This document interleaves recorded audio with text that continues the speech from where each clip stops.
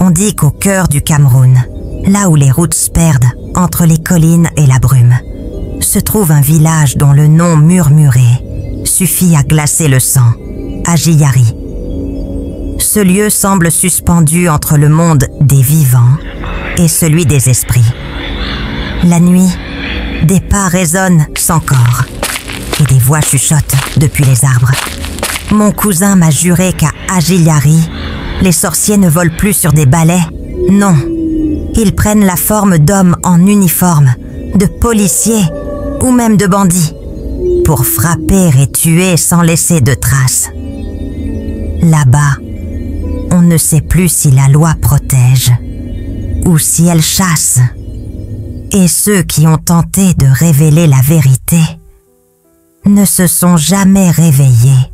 Le pasteur Iwin Tansi conduisait lentement le long d'une route déserte et poussiéreuse, dans sa vieille Mercedes-Benz grinçante.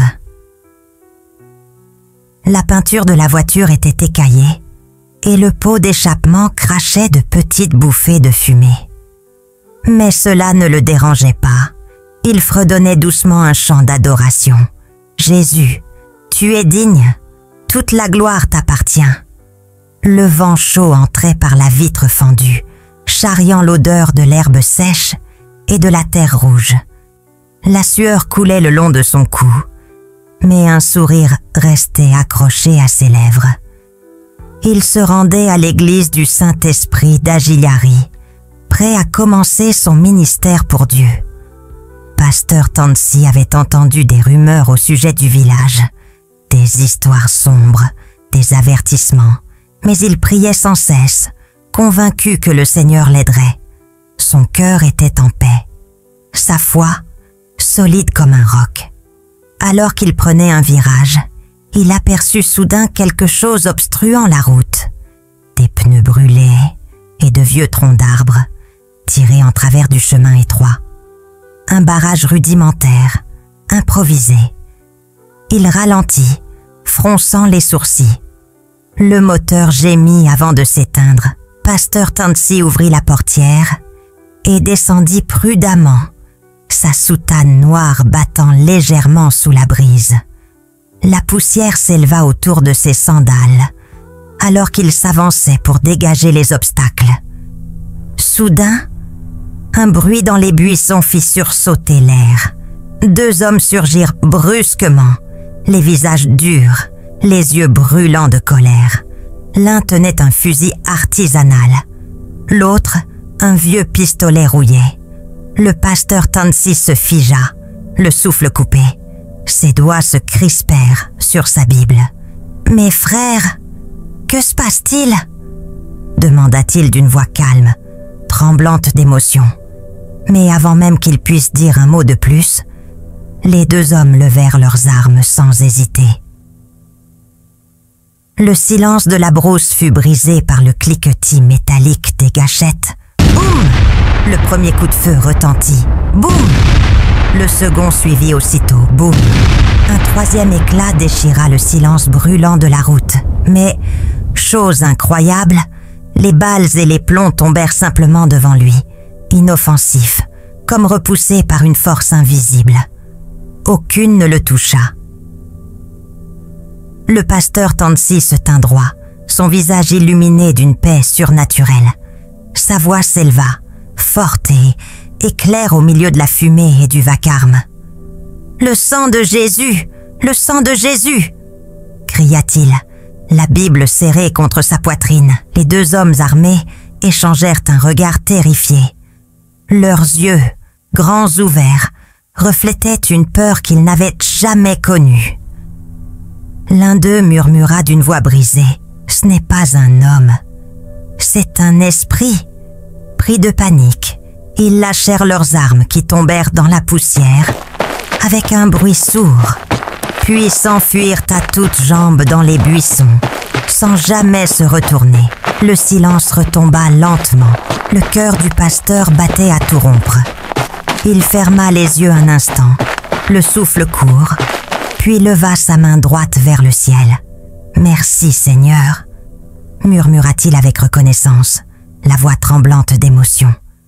Un sourire paisible se dessina sur son visage. Il remonta dans sa vieille Mercedes, fit tourner la clé. Le moteur toussa, puis se remit à ronronner. La poussière se leva de nouveau sur la route, tandis qu'il reprenait sa route vers Agiliari, le regard fixé droit devant lui. « Je n'abandonnerai pas la mission que Dieu m'a confiée, » dit-il doucement, et tandis que le vent chaud s'engouffrait dans la voiture, on pouvait encore l'entendre murmurer. « Bonjour mes amis, que la paix de Christ soit avec vous. » Avant de continuer, si tu n'es pas encore abonné à cette chaîne, c'est le bon moment pour le faire. Clique sur s'abonner, active la cloche pour recevoir toutes mes prochaines histoires dès qu'elles sortent. Tu ne voudras pas manquer la suite. Il était une fois un village nommé Agiliari, un lieu avalé par la pauvreté et l'espoir brisé. La misère y régnait comme un roi sans pitié. Chaque matin, les habitants se levaient sans savoir comment ils mangeraient ce jour-là. Les ventres vides chantaient la même chanson depuis des années, celle de la faim. Les enfants traînaient les pieds dans la poussière, le regard fatigué, pendant que les femmes, les épaules voûtées, cherchaient un peu de farine ou de maïs à échanger contre quelques morceaux de savon. Le vieux Mako, un des anciens du village, répétait souvent en secouant la tête. Agiliari n'a plus de larmes à verser. Même la terre pleure sans pluie. Les hommes, eux, passaient leur journée à errer près du marché abandonné, espérant qu'un miracle tomberait du ciel. Certains partaient chasser, d'autres mendiaient dans les villages voisins. La vie à Agiliari était un combat sans fin, un combat contre la faim, la poussière et le désespoir. Et pourtant, au cœur de cette misère, une rumeur commençait à courir. Un homme de Dieu arrive. Il vient pour prier sur notre terre. Les plus vieux restaient sceptiques. Les plus jeunes, eux, espéraient en silence. Les enfants couraient pieds à rond sur les routes poussiéreuses, leurs côtes saillantes visibles à travers leurs chemises trop fines. Leur rire était rare, remplacé par des gémissements de faim. Sous les vieux arbres desséchés, les mères s'asseyaient avec leurs bébés, qu'elles éventaient doucement pour calmer leurs pleurs. Mais les enfants pleuraient encore, réclamant une nourriture que leur mère n'avait pas. Au marché, il n'y avait presque rien. Quelques tables en bois branlantes portaient à peine une dizaine de patates, quelques tomates flétries et un peu d'huile de palme. C'était tout ce que la pauvreté laissait aux habitants d'Agiliari. Même l'eau potable était un combat quotidien. Il fallait marcher longtemps, parfois jusqu'à l'aube, pour trouver un puits encore vivant. Aucun immeuble ne se dressait dans tout le village. Chaque maison était faite de terre séchée ou de vieux blocs de ciment usés, avec des toits en zinc rouillé percés de trous. Quand la pluie tombait, elle entrait sans pitié, inondant les litres de fortune et les marmites à moitié vides. Il n'y avait ni hôpital ni vraie clinique. Et quand quelqu'un tombait malade, « Que Dieu nous vienne en aide !» soupirait toujours Papa Ekun, l'ancien du village, car la plupart mouraient de maladies qu'ailleurs on guérissait facilement. À Agiliari, il n'y avait ni riches, ni privilégiés. Tout le monde était pauvre. Peu importait combien on travaillait, combien on priait, rien ne poussait, rien ne prospérait. C'était comme si la terre elle-même refusait de donner ses bénédictions. Mais ce qui glaçait vraiment le sang, c'était ce qui arrivait à ceux qui osaient rêver de s'en sortir. Quand un jeune homme quittait le village pour tenter sa chance ailleurs, à la ville ou même à l'étranger et qu'il réussissait, il revenait toujours avec un cœur plein d'espoir. « Je vais bâtir une maison pour mes parents. » disait-il souvent. Je vais ouvrir un commerce, aider notre village à renaître. Mais dès qu'il posait le pied sur la terre d'Ajilari, la tragédie frappait, un accident brutal sur la route ou une maladie soudaine qui le clouait au lit jusqu'à ce qu'il perde tout ce qu'il avait gagné. Les anciens du village murmuraient alors à voix basse. La malédiction d'Ajilari ne laisse jamais partir ce qu'elle tient. Car oui, on disait qu'Ajilari portait un fardeau invisible, une poigne maudite qui refusait de lâcher ses enfants. Un lieu où les bénédictions s'évaporaient, comme la rosée du matin. Et pourtant, au milieu de cette misère et de cette peur, une lueur subsistait. Une petite église se dressait encore au bout du chemin poussiéreux, l'église du Saint-Esprit d'Ajilari. C'était le seul endroit où les gens pouvaient encore espérer. Les habitants d'Ajilari parlaient de l'église avec des sentiments partagés. En apparence, c'était un lieu d'espoir et de salut. Mais en vérité, même l'église du Saint-Esprit d'Ajilari semblait prisonnière de la même force sombre qui régnait sur le village. Lorsqu'un nouveau pasteur arrivait, tout le village se rassemblait pour l'accueillir. Les femmes chantaient, les tambours résonnaient, les enfants dansaient autour de lui. On le remerciait d'être venu.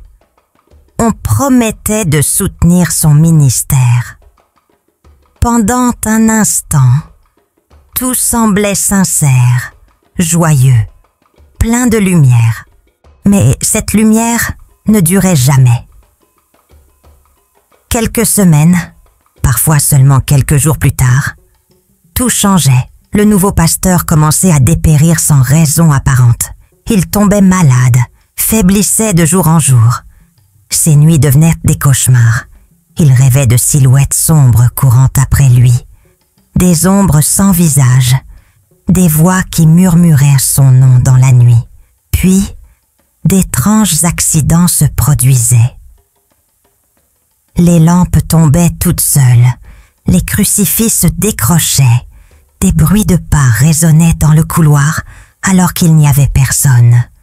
Le pasteur sentait la peur s'insinuer en lui comme un poison. « Seigneur, protège-moi » murmurait-il souvent en serrant sa croix contre sa poitrine. Mais souvent ses prières se perdaient dans le silence d'Ajilari.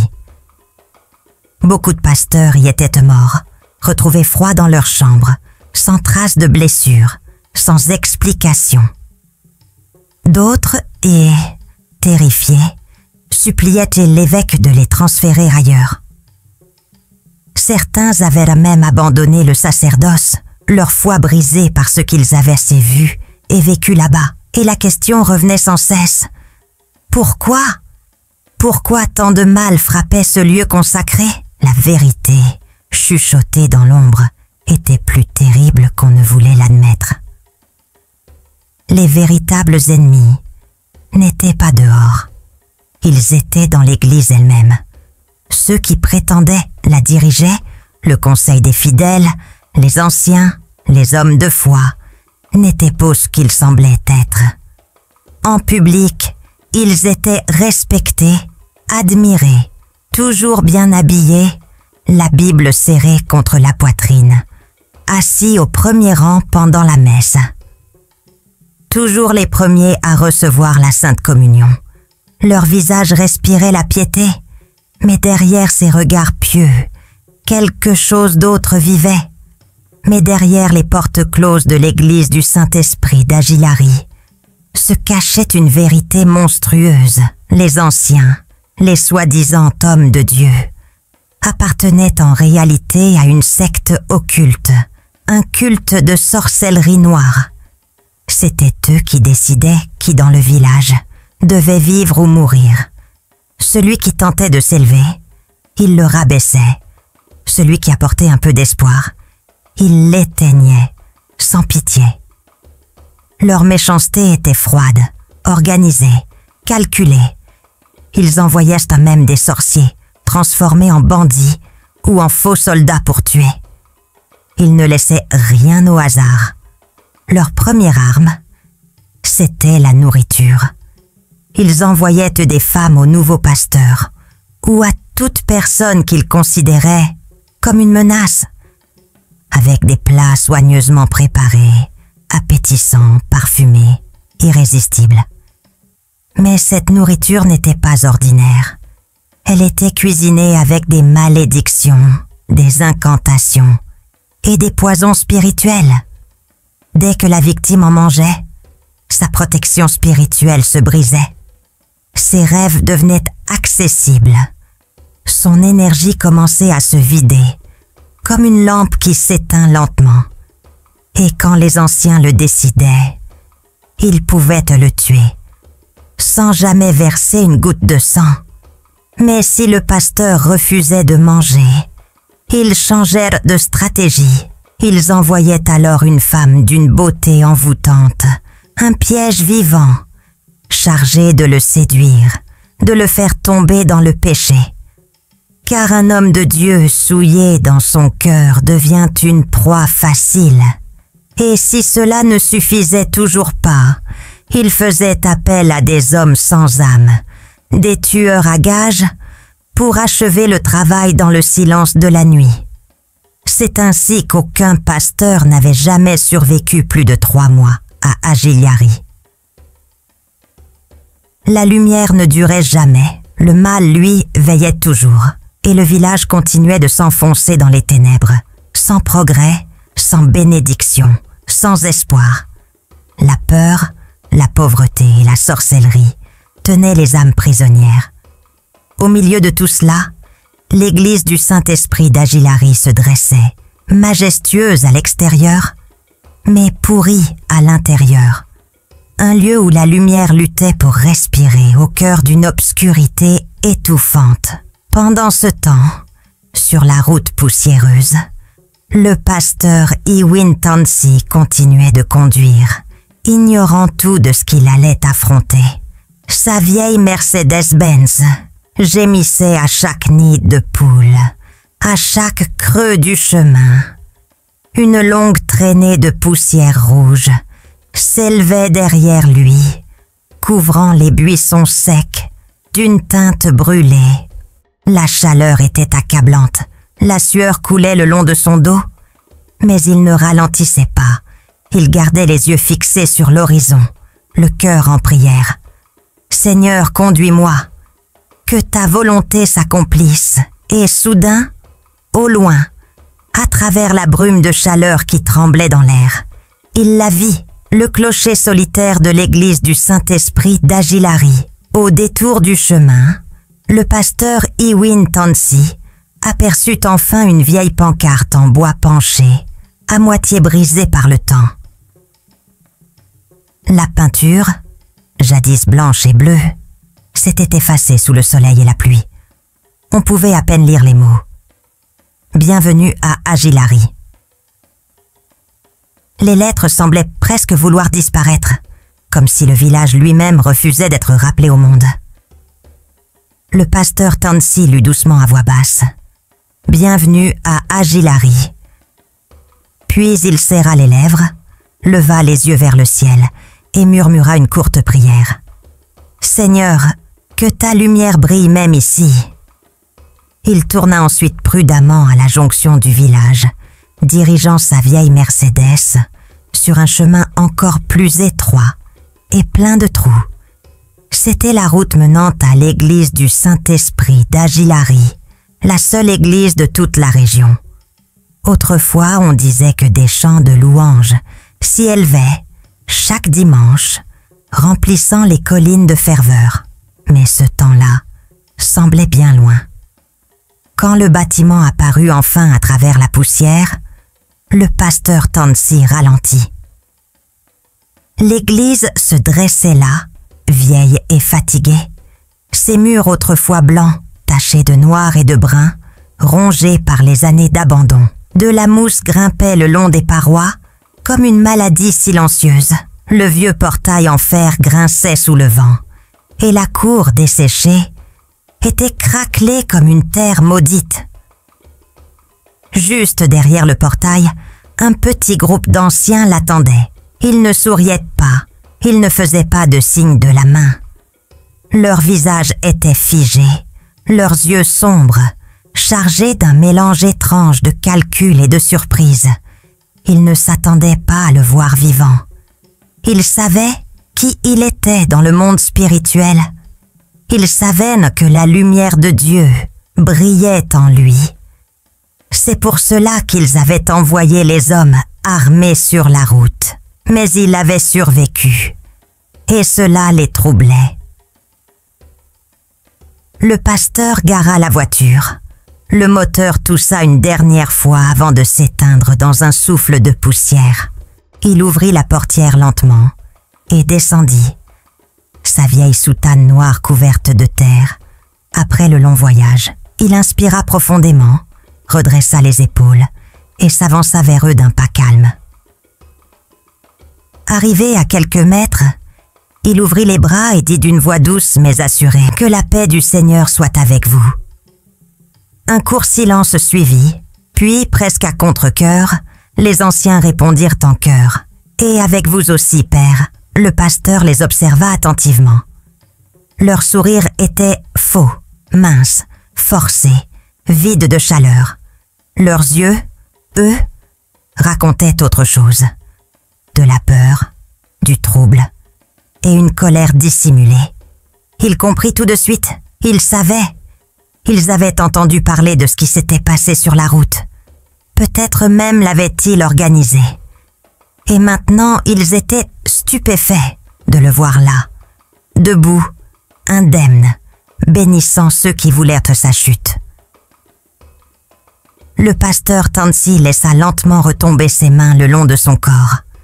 Son regard glissa au-delà du groupe, vers l'église elle-même. Les portes étaient grandes ouvertes, mais l'intérieur baignait dans l'obscurité.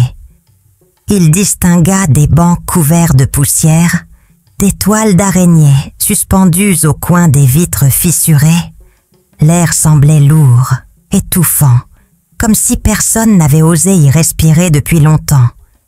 Il fit un pas en avant, le cœur battant lentement, et murmura « Seigneur, que ta lumière entre ici avant moi. » Puis, d'un pas déterminé, il franchit le seuil.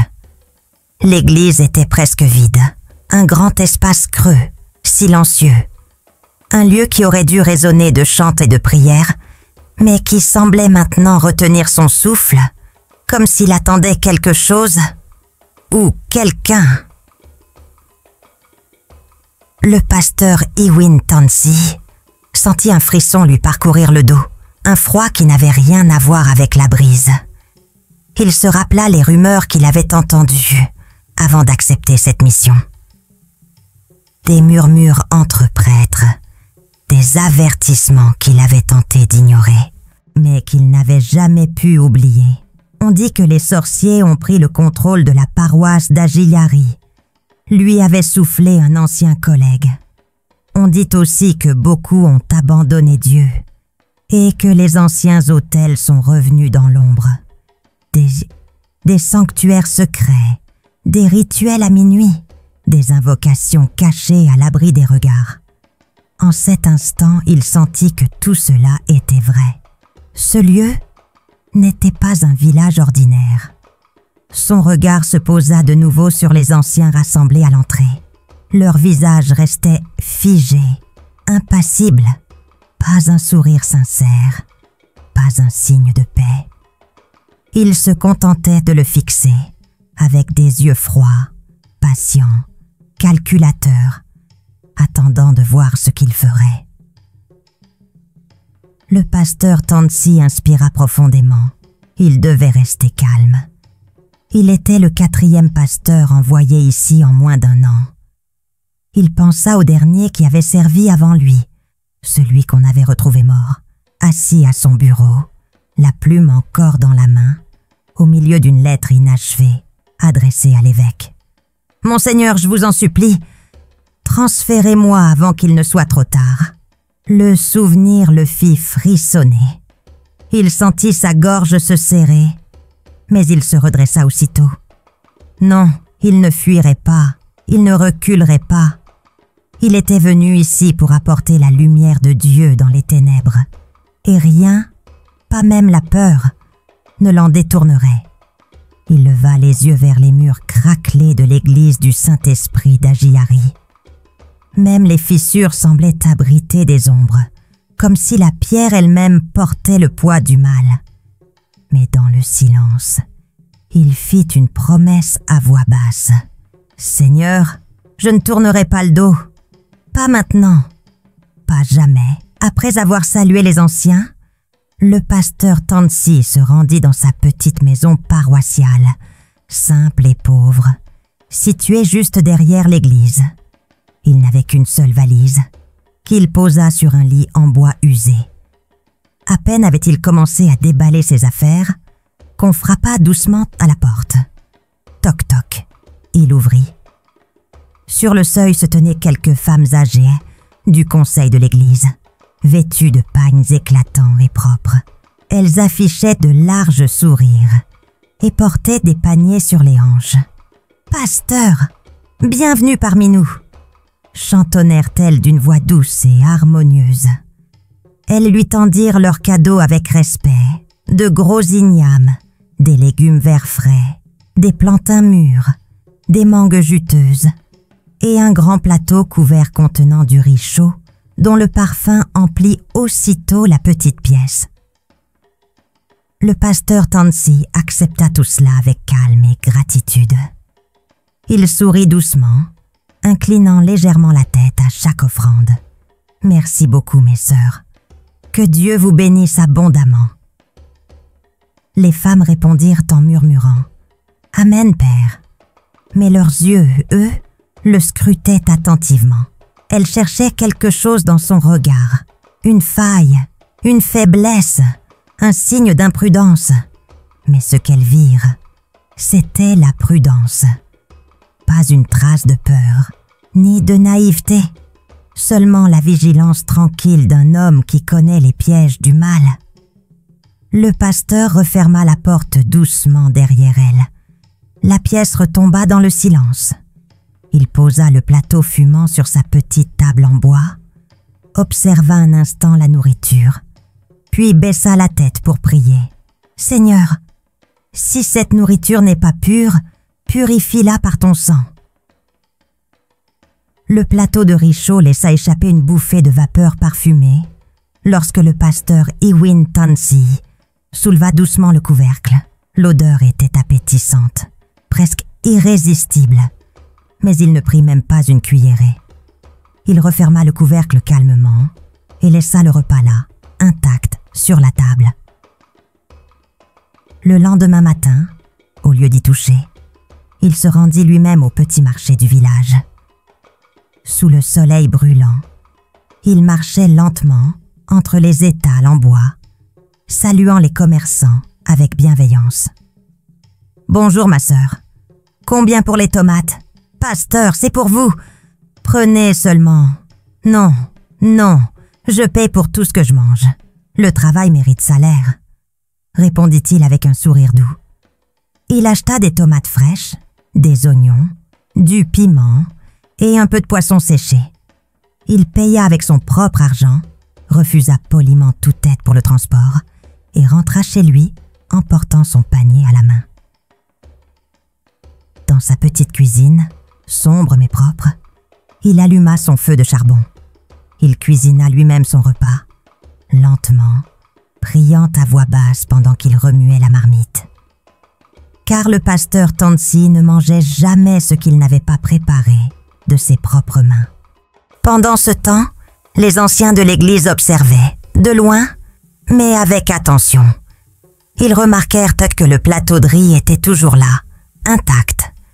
Les fruits étaient disposés exactement comme il les avait laissés, les ignames, jamais coupés. Leur deuxième plan venait d'échouer. Le pasteur Tansi n'était pas comme les autres. Les prêtres d'avant avaient tous mangé, et après avoir mangé, ils étaient tombés. Mais lui, non, il discernait, il priait, il résistait. Ces anciens n'étaient pas de simples conseillers paroissiaux. Sur le papier, ils étaient des leaders respectés, des figures honorées du village. Mais en réalité, ils étaient les véritables maîtres d'Ajilari. Dans un village où tout le monde luttait contre la misère, eux seuls vivaient à l'aise. Leurs vêtements étaient toujours neufs. Leur maison, modeste mais bien entretenue, ne manquait jamais de rien. Leurs enfants fréquentaient de bonnes écoles, souvent loin du village. Ils étaient tous dans la cinquantaine, rusés, expérimentés et profondément liés au pouvoir des ténèbres. Il y avait Mama Aïma, fière et autoritaire, au regard dur comme la pierre. Quand la chèvre défie le lion, elle oublie que le soleil se couche, disait-elle souvent avec un sourire froid. Puis Mama Agatha, silencieuse, glaciale, observant tout sans jamais rien dire. Ses yeux semblaient lire dans les âmes, calculer les faiblesses de chacun. Adélie, large d'épaules et au sourire trompeur, savait charmer tout visiteur, avec des éclats de rire chaleureux. Mais derrière ces mots sucrés se cachait du venin. Chinedou, nerveux et impatient, ne cessait de tapoter des doigts sur sa Bible, ses yeux allant d'un visage à l'autre, toujours en mouvement, toujours en train de comploter. Et enfin Papa Chinidu, le plus âgé du groupe. Sa barbe blanche et sa voix douce lui donnaient l'air d'un homme sage et pieux. Mais derrière cette façade d'humilité se cachaient les secrets les plus sombres d'Ajilari. L'homme qui parle peu, disait-on, est celui dont les démons parlent pour lui. Ces 5 personnes régnaient sur le village dans l'ombre. Elles contrôlaient les décisions, manipulaient les familles, décidaient qui devait s'élever et qui devait tomber. Et le dimanche, elles jouaient à la perfection leur rôle de saints. Toujours les premières à arriver, à l'église Saint-Esprit d'Ajilari, toujours assises au premier rang, leur Bible serrée contre la poitrine, comme des boucliers. Elles hochaient gravement la tête pendant les lectures, fermaient les yeux pendant les prières et lancèrent de grands « Amen » sonores à chaque bénédiction. Quand venait le moment de la Sainte Communion, elles se levaient, les premières, les yeux baissés, les lèvres pincées dans une fausse humilité. Tout le village les regardait avec respect, mais ce que personne ne voyait, c'était le masque.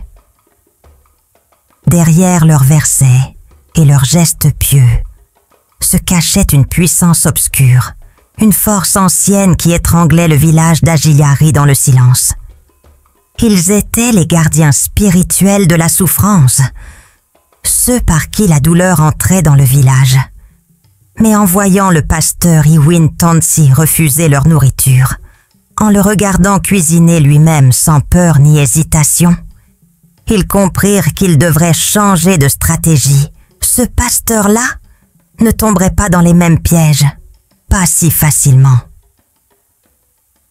Le premier dimanche de son ministère à l'église du Saint-Esprit d'Ajilari, le pasteur Tansi monta lentement les marches en bois menant à la chaire. Chaque pas faisait grincer le vieux plancher sous ses sandales. Arrivé en haut, il se tourna vers l'assemblée. La vue le serra au cœur. L'église était presque vide. Une fine couche de poussière recouvrait les bancs et les rayons du soleil, passant à travers les vitraux fissurés, faisaient danser dans l'air des particules de saleté, comme des âmes perdues. L'atmosphère était lourde, abandonnée, chargée d'une peur ancienne. Le pasteur inspira profondément, puis sa voix s'éleva, forte, claire, résonnant contre les murs craquelés. « Repentez-vous, tournez-vous loin du mal, adorez Dieu en vérité et qu'avec puissance. Choisissez aujourd'hui qui vous voulez servir. » Ces paroles frappèrent le silence comme des coups de tonnerre.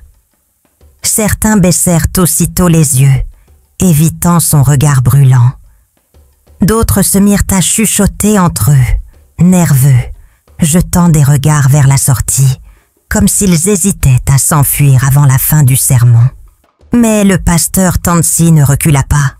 Son regard s'embrasa d'une détermination farouche. Il parla du péché, des ténèbres spirituelles et de la nécessité de choisir Dieu, pleinement et sans hypocrisie.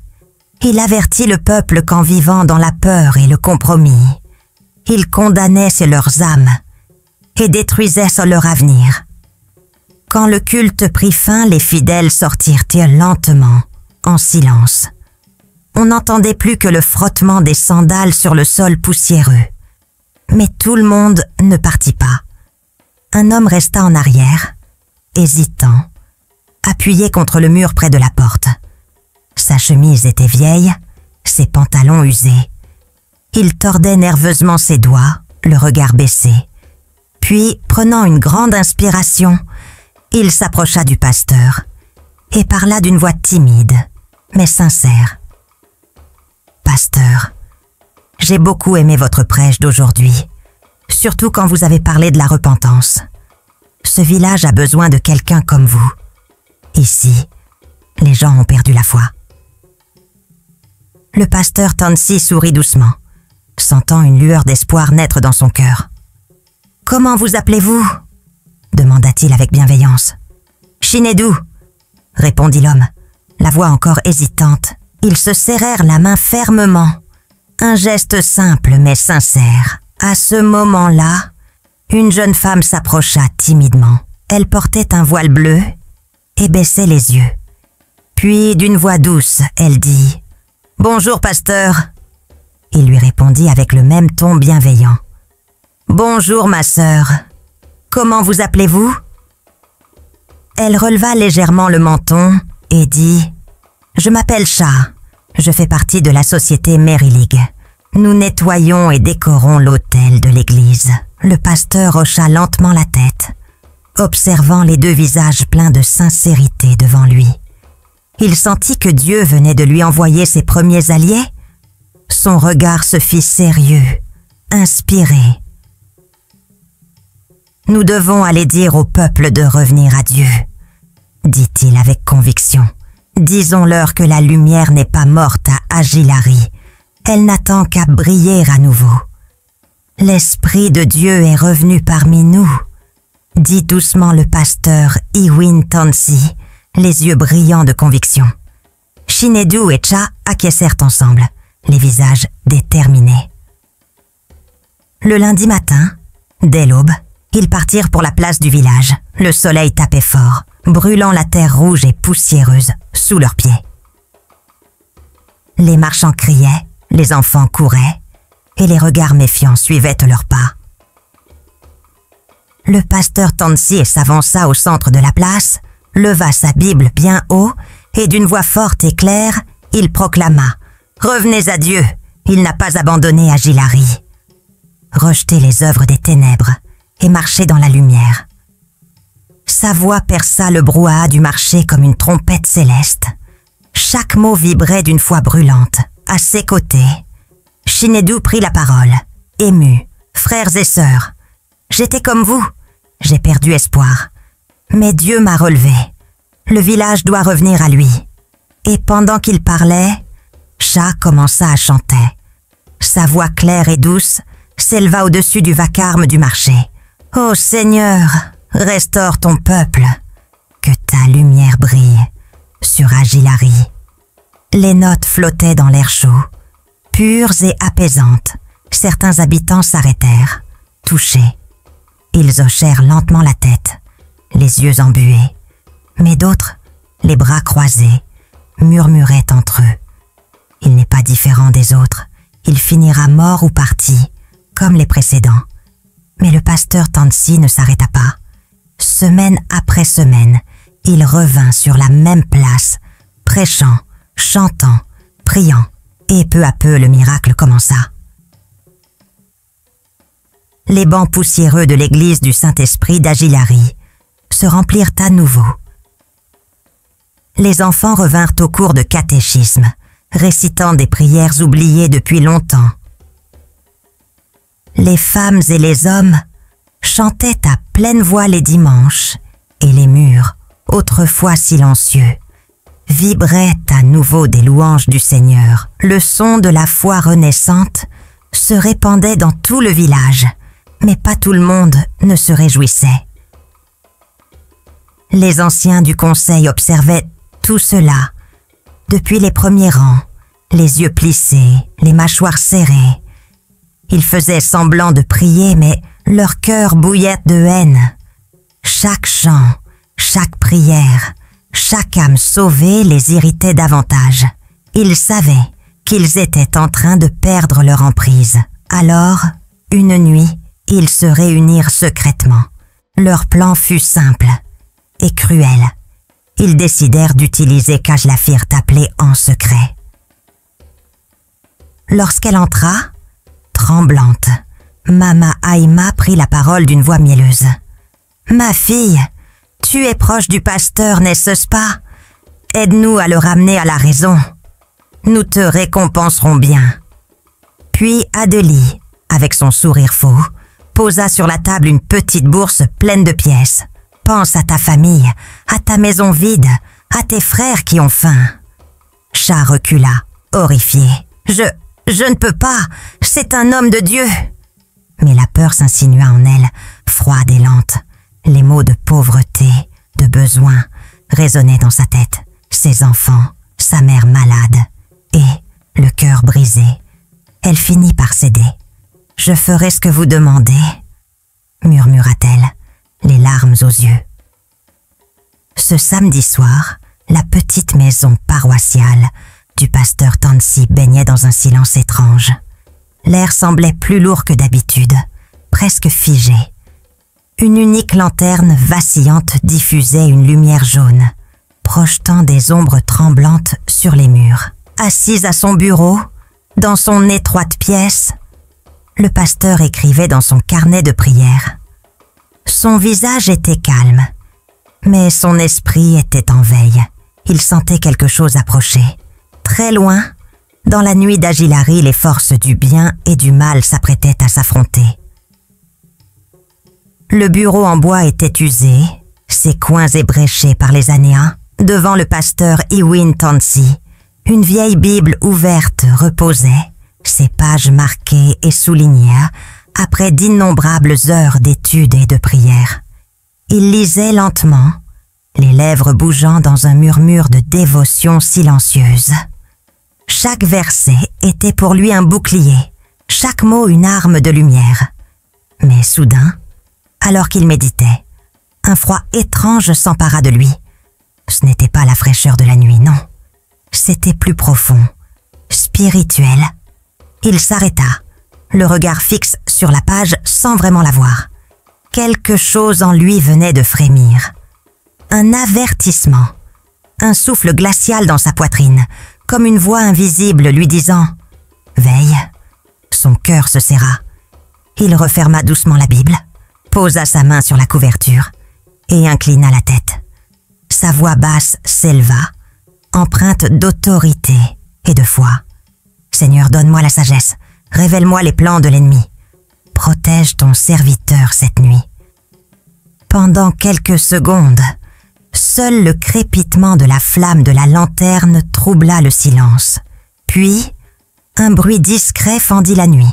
3 petits coups timides frappaient à la porte. Le pasteur ne sursauta pas.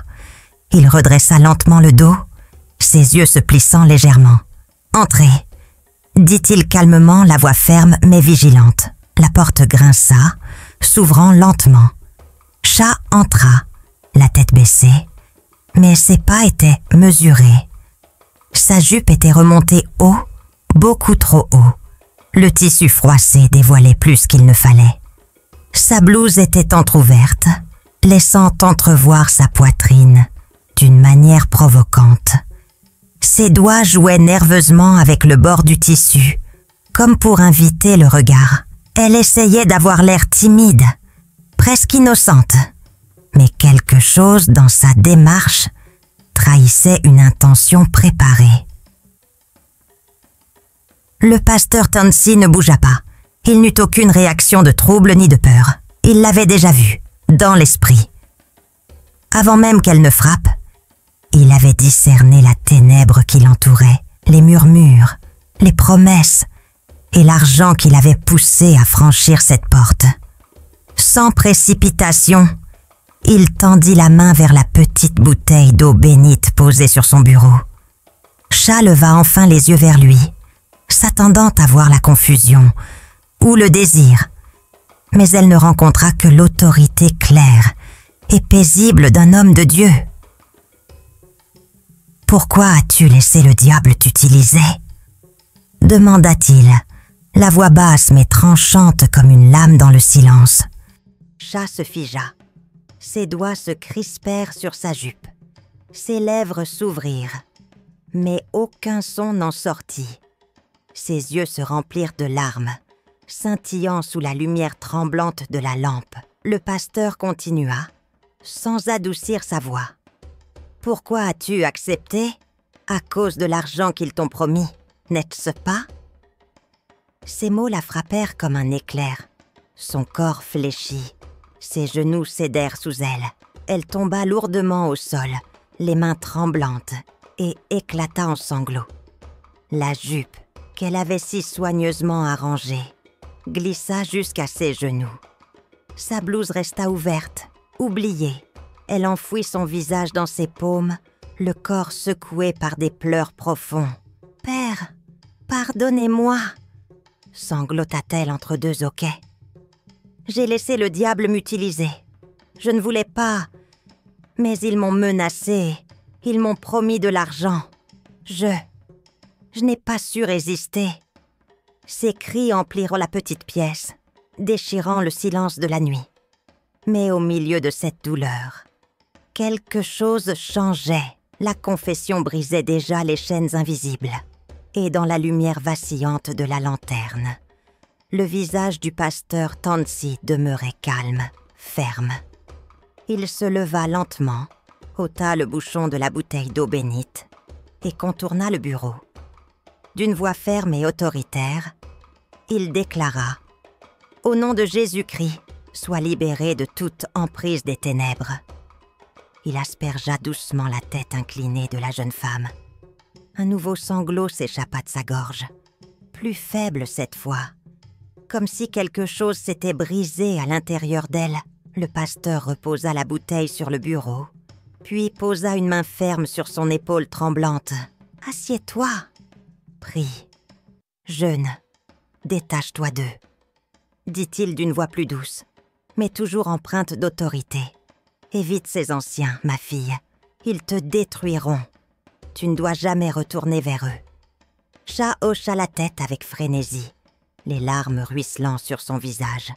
Sa respiration était saccadée, mais dans son regard, une clarté nouvelle apparaissait, comme si elle se réveillait d'un long cauchemar.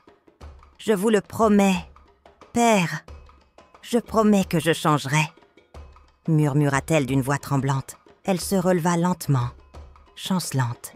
Il n'y avait plus rien de séducteur dans son allure. Elle ressemblait maintenant à une enfant effrayée et brisée, portant le poids de ses fautes. Sans ajouter un mot, Chat tourna le dos et quitta le bureau, les épaules secouées par des pleurs étouffés. Le pasteur la suivit du regard, jusqu'à ce que la porte se referme doucement derrière elle. Le silence retomba aussitôt dans la pièce. Seul le sifflement faible de la lanterne remplissait l'air. Le pasteur Tansi poussa un long soupir tremblant et tomba à genoux, là même sur le sol fendu et poussiéreux. Il baissa la tête, les doigts s'enfonçant dans le bois rugueux. Sa prière monta, haletante, presque douloureuse. « Seigneur, fortifie-moi. Ne laisse pas ton troupeau se disperser. Aide-moi à tenir, à combattre pour eux. » Et là, dans la lueur vacillante de la flamme mourante, il resta prosterné, priant sans relâche. Dehors, les ténèbres d'Agilari semblaient se presser contre les murs minces de la maison, comme si le mal rôdait tout autour, à l'affût. Mais les anciens ne renoncèrent pas pas. Même après l'échec de leur plan avec Chat, Ils refusèrent de s'avouer vaincus. Ils se rassemblèrent à nouveau, en secret, leurs voix basses se mêlant au bruissement de la nuit. Ils complotèrent, leurs visages graves éclairés par la flamme vacillante d'une lampe à huile. Leur colère ne flambait pas. Elle coulait froide, profonde, comme l'eau stagnante d'un puits obscur. Cette nuit-là, le pasteur Tansy resta seul dans sa petite chambre. La lanterne sur son bureau projetait de longues ombres tremblantes sur les murs fissurés. Il tenta de lire sa Bible, mais ses paupières devinrent lourdes. L'épuisement, après tant de batailles spirituelles, l'envahit peu à peu. Quand enfin le sommeil le prit, ce ne fut pas un repos. Non, il se retrouva dans l'église du Saint-Esprit d'Agilari. Mais ce n'était pas la même église qu'il connaissait. Les murs semblaient vivants, palpitant doucement comme s'ils respiraient. L'autel, fissuré, laissait s'échapper une fumée noire et épaisse qui s'élevait lentement de sa base. Puis, soudain, un craquement assourdissant fendit le sol de l'église en deux. Une ouverture béante se forma devant le pasteur Tansy. Et de cette faille jaillirent d'énormes serpents noirs, leurs écailles brillantes d'huile et de crasse. Ils sifflaient, leurs langues fourchues fouettant l'air, leurs yeux rougeoyants comme des braises. Ils rampaient rapidement, sinuant entre les bancs, s'enroulant autour des fidèles. Les gens hurlaient, se débattaient, mais les serpents serraient leur emprise, étouffant leurs prières dans leurs gorges. Et devant tout cela, se tenaient les anciens. Ils n'avaient pas peur, leur visage respirait la jubilation du mal. Mama Aïma rejeta la tête en arrière et éclata d'un rire terrible, ses dents semblant briller comme des crocs. Mama Agatha croisa les bras, un sourire glacial sur les lèvres. Adélie tapa dans ses grandes mains, riant d'un air moqueur. Chinedu se mit à danser, ses doigts tordus se mouvant comme des griffes en transe. Et papa Chinedu, impassible, caressait sa barbe blanche d'un air satisfait. Observant la scène avec une fausse sagesse, leurs visages se tordirent dans une joie inhumaine pendant que la congrégation hurlait de terreur, étouffée par les serpents. Soudain, une voix tonitruante déchira le chaos. Elle fit trembler le sol, fit taire les cris et fit reculer les ténèbres. C'était une voix d'autorité, une voix qu'aucun démon ne pouvait contester. « Va à Sugby. Jeûne et prie pendant 3 jours. Je les exposerai. » Ces paroles résonnèrent dans tout son être, jusque dans ses os. Le pasteur Tansy se réveilla en sursaut, haletant, couvert de sueur. Sa soutane lui collait à la peau, et le vieux matelas était trempé. Il porta les 2 mains à sa poitrine, tentant de calmer les battements violents de son cœur. Cette vision n'était pas un rêve, c'était un ordre divin. Il se leva aussitôt, alors que le ciel était encore noir. Il s'essuya le visage avec un linge, puis tomba à genoux au pied de son lit. « Seigneur, » murmura-t-il d'une voix tremblante, « je vais obéir. » Le lendemain matin, alors que l'aube se levait faiblement sur Agilari, le pasteur Tansy prépara un petit sac, n'emportant que l'essentiel. Il sortit discrètement et trouva Chinedu, déjà occupé à balayer la cour de l'église. Il posa une main sur son épaule et dit doucement « Chinedu, je vais au monastère de Sugby pour prier. Ne dis rien à personne. » Chinedu leva vers lui des yeux inquiets, mais obéit sans discuter. « Oui, pasteur. » Sans un mot de plus, le pasteur tourna les talons et s'éloigna lentement. Il sentait des regards invisibles peser sur son dos, même si personne ne se tenait là pour le voir partir. Et tandis qu'il approchait, le pasteur Tansy sentit son âme s'apaiser. Le pasteur Iwin Tansy s'enferma loin de toute distraction. Il refusa la nourriture, refusa l'eau, déterminé à accomplir l'ordre divin qu'il avait reçu. Il tomba à genoux sur le sol froid du monastère, le vieux bois craquant sous son poids. « Seigneur, brise leur puissance !» pria-t-il d'une voix rauque. « Démasque-les! Libère cette terre !» Il lut les psaumes à haute voix, jusqu'à ce que sa gorge lui brûle. Sa voix se brisait, mais son esprit ne fléchissait pas. L'Éternel est ma lumière et mon salut. De qui aurais-je peur? Des larmes coulaient sur son visage, tombant sur le sol poussiéreux, où son front était pressé. Ses prières n'étaient ni belles, ni ordonnées. Elles étaient brutes, sincères, désespérées.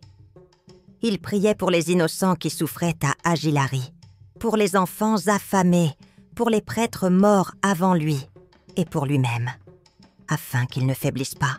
Pendant 3 jours et 3 nuits, il resta là, luttant contre la faim, la soif et les voix invisibles du doute qui tentaient de fissurer sa foi. Mais il tint bon.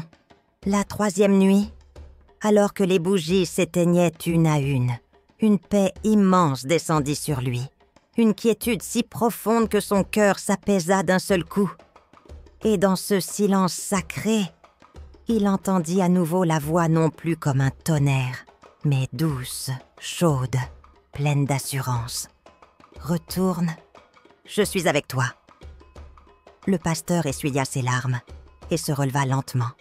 Ses jambes tremblaient sous l'effet du jeûne, mais son esprit était fort, endurci comme le fer. À la première lumière de l'aube, il rassembla ses quelques affaires et sortit du monastère.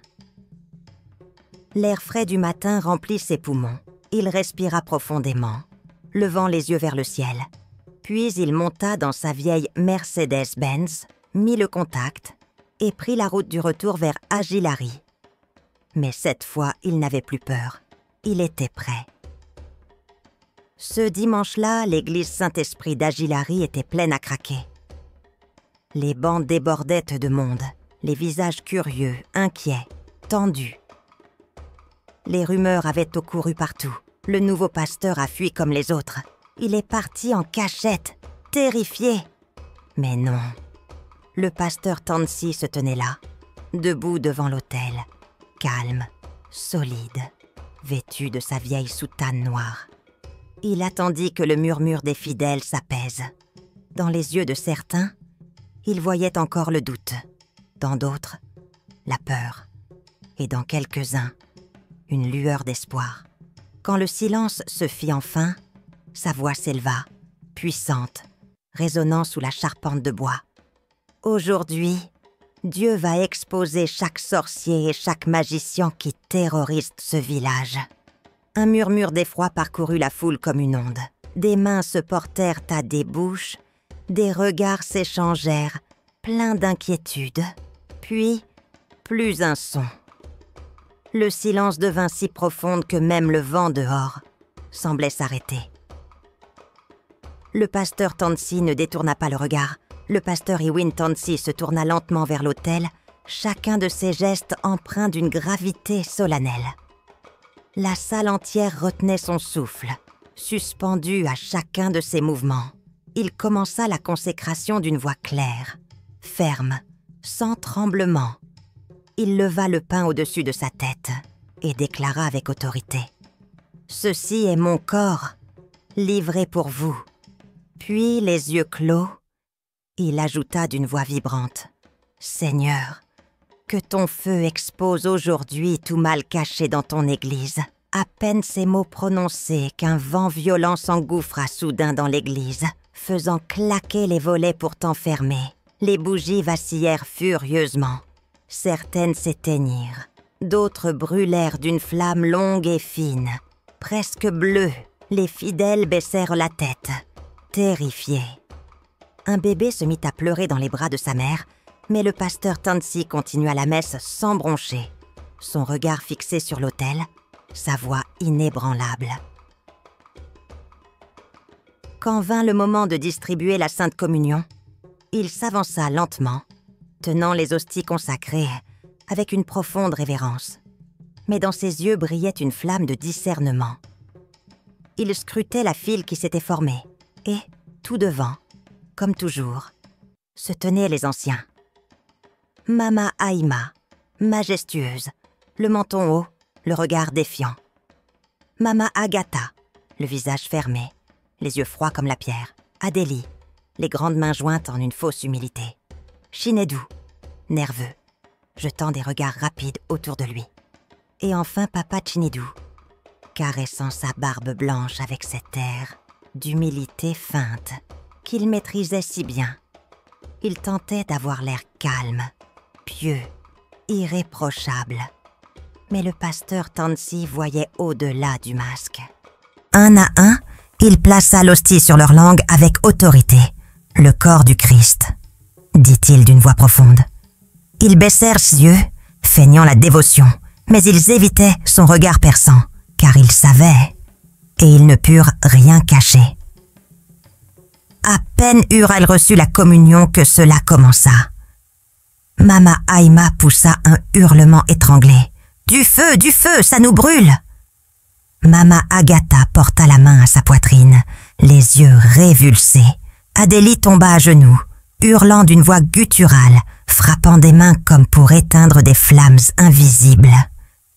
Chinedou s'effondra à terre, se tordant, criant, ses jambes battant le sol dans une douleur insoutenable. Papa Chinidou, vacillant, s'agrippa à une colonne, la bouche ouverte, dans un cri de souffrance atroce. Ils roulaient tous sur le sol, grattant leur peau comme si un feu invisible les dévorait vivants, suppliant qu'on les épargne. Le chaos éclata dans toute l'église. Les fidèles criaient, certains reculaient en hurlant, d'autres se plaquaient contre les murs. Les mères couvraient-ils les yeux de leurs enfants? Les hommes criaient, incapables de comprendre. Au milieu de la panique, le pasteur Tansi leva la main et sa voix tonna au-dessus du tumulte, ferme, remplie de puissance. « Confessez vos péchés et soyez libres. » Le silence se fit peu à peu, mais les anciens, eux, continuaient de hurler, leurs cris se mêlant à la prière du pasteur, tandis qu'un souffle sacré envahissait l'église. Les anciens hurlaient, leurs visages tordus par la douleur, leur dignité envolée, leurs masques de sainteté réduits en poussière. « Je vais confesser. Arrêtez, s'il vous plaît. Faites que ça cesse. » Les mots jaillirent de leur bouche dans un flot de panique, s'entrechoquant, débordant, sans retenue. Nous avons enchaîné ce village dans la pauvreté. Nous avons tué les pasteurs avant lui. Nous avons envoyé les hommes et sorcières armés. Nous avons maudit la nourriture. Nous avons empêché les jeunes de réussir. La vérité se déversa comme une boue noire, souillant l'air, terrifiant ceux qui écoutaient. La congrégation éclata en cris de colère. « Tuez-les! Lapidez-les !» Des hommes saisirent des pierres, prêts à frapper, leur visage rouge de fureur. Mais le pasteur Iwin Tansi leva haut les deux mains. « Arrêtez !» Le silence tomba aussitôt, lourd, total, comme un voile sur la foule. Il balaya du regard l'assemblée, son visage marqué par la douleur, mais ses yeux brûlants d'une autorité venue d'en haut. « Notre Dieu est miséricordieux », dit-il lentement, la voix tremblante d'émotion. « Si vous vous repentez sincèrement et abandonnez le mal, il vous pardonnera. » Les anciens s'écroulèrent au sol, leurs vêtements fiers déchirés, couverts de poussière. Ils pleuraient à grands sanglots, promettant, entre deux hoquets, d'abandonner à jamais la sorcellerie. Alors, un à un, toute l'église se mit à genoux. Hommes, femmes, vieillards, enfants, tous pleuraient, priaient, implorant le pardon de Dieu. Et dehors, comme si le ciel lui-même avait entendu leurs cris, la pluie se mit à tomber pour la première fois depuis des mois. Elle frappa le vieux toit de tôle, lava la poussière de la terre desséchée et s'écoula en ruisseau le long des sentiers du village. Les habitants levèrent le visage vers le ciel, les larmes se mêlant à la pluie, Les champs brûlés burent à nouveau. Les marchands revinrent avec leurs charrettes pleines de vivres. Les enfants, pieds nus, couraient dans la boue, riant, criant de joie, leur voix résonnant dans des rues qui, depuis des années, n'avaient connu que le silence et la peur. Même ceux qui avaient fui la terre maudite d'Agiliari revinrent des pays lointains, désireux de voir le miracle de la renaissance du village. Et au centre de tout cela, dans la petite église simple et réparée, le pasteur Iwin Tansi se tenait à l'autel de l'église Agiliari. Des larmes coulaient sur son visage. Il leva lentement la main vers le ciel et dit d'une voix brisée par la gratitude: « À Dieu soit toute la gloire !» En cet instant, la lumière revint sur Agiliari. Et jamais, au grand jamais, personne n'oublia le jour où les ténèbres furent vaincues. Voilà, l'histoire d'aujourd'hui touche à sa fin.